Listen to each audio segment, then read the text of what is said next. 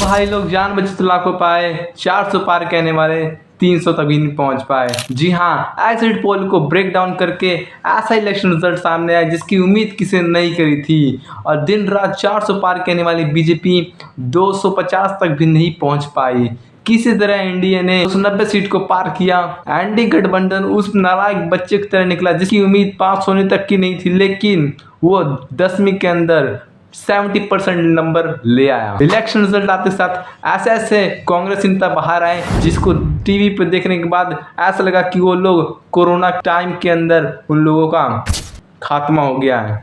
100 seat को जीतने के बाद कुछ कांग्रेस नेता इतने जोश में आ गए कि वो देश को बताने लगे कि अब वो देश में क्या क्या करेंगे, लेकिन किसी ने उनके मुंह पे ठंडा पानी मार के उनको बताया, अरे वो 100 सीट वाले चाचा, तुम्हारी सीट बड़ी है, बैठना तुम्हें अभी भी विपक्ष में ही है। लेकिन जो इलेक्शन रिजल्ट आया है उसे बीजेपी वाले अब तक कांप रहे हैं। उन्हें समझ नहीं आ रहा है कि जिस यूपी में वो 70 सीट लाने की बात कर रहे हैं वहां पर सिर्फ उन्हें 37 सीट मिली है, और जिस बंगाल में वो 25 से 30 सीट लाने की बात कर रहे हैं वहां पर वो सिर्फ 15 सीट में कैसे अटक गए। किसी को समझ नहीं आ रहा कि राजस्थान और हरियाणा में क्लीन सीट का सपना देखने वाली बीजेपी क्लीन बोल्ड कैसे हो गई। लोग आज की इस वीडियो के अंदर हम इलेक्शन रिजल्ट पर अपना ज्ञान बिखेरेंगे, तो चलिए शुरू करते हैं। बीजेपी की कुंडली पे कौन सा राहु बैठा जिसकी वजह से पिछले से भी इतनी नीचे गिर गई बीजेपी। हम आपको ये भी बताएंगे कि पिछली बार से डबल सीट हासिल करने पर कांग्रेस के लिए अभी भी दिल्ली दूर है। तो चलिए केजरीवाल का परमिशन लेने के बाद इस वीडियो को शुरू करते हैं।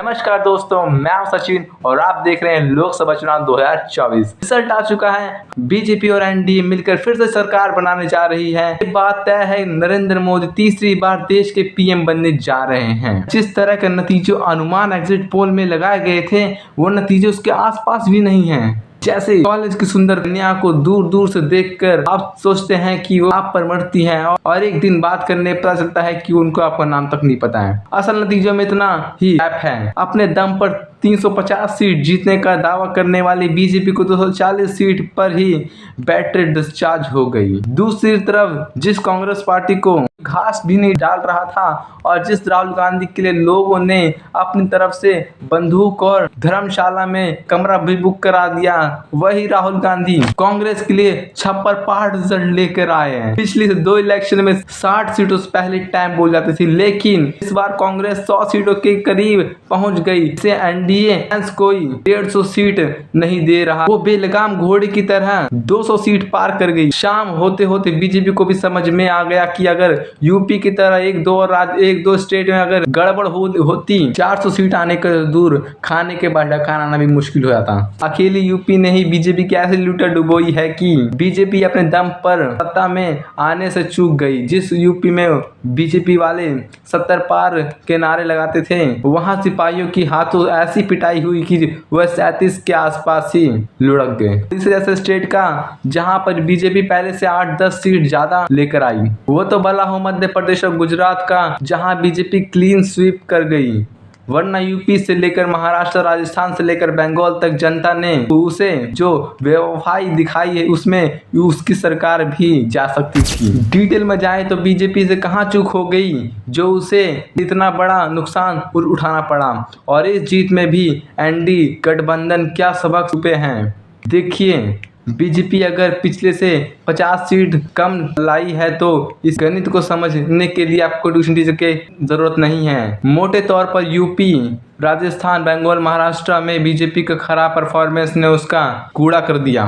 पिछली बार की तरह 62 सीटों के मुकाबले बीजेपी की इस बार आगे यूपी में 25 से 30 कम लाई है।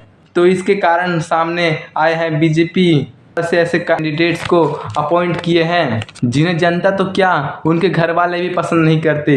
इसके अलावा बीजेपी को 400 पार के नारे विपक्ष में ऐसे माहौल बनाए कि अगर बीजेपी को 400 सीट मिल गए तो मोदी जी संविधान बदल देंगे, और इन सब से ओबीसी और एससी और एसटी में डर आ गया। इसके अलावा समाजवादी पार्टी ने टिकट देने में काफी समझदारी दिखाया। मायावती जी ऐसे कैंडिडेट उतारे जिन्होंने बीजेपी की वोट काटे। साथ ही पेपर लीक और अग्रवीर जैसे योजनाएं से यंगस्टर नाराजगी दिखाई। इसी तरह राजस्थान में भी बीजेपी जहां पिछली बार 25 में 25 सीट जीती थी, इस बार वो सिर्फ 14 सीट जीत पाई। यूपी की तरह यहाँ भी गलत टिकट दिया गया। ज्यादातर जगह गलत कैंडिडेट की वजह से स्मृतिकरण बिगड़ गया और बीजेपी को हार झेलनी पड़ी। महाराष्ट्र में पिछली बार बीजेपी शिवसेना मिलकर लड़े तो उन्होंने महाराष्ट्र में 48 में से 41 सीट जीती थी, लेकिन इस बार अजित पवार के एनसीपी के साथ जाने से का बीजेपी का डिसीजन को जनता ने ठुकरा दिया और बीजेपी को महाराष्ट्र में 20 सीटों के करीब नुकसान उठाना पड़ा। लेकिन बीजेपी के लिए सबसे सरप्राइजिंग हार हो गई बंगाल से।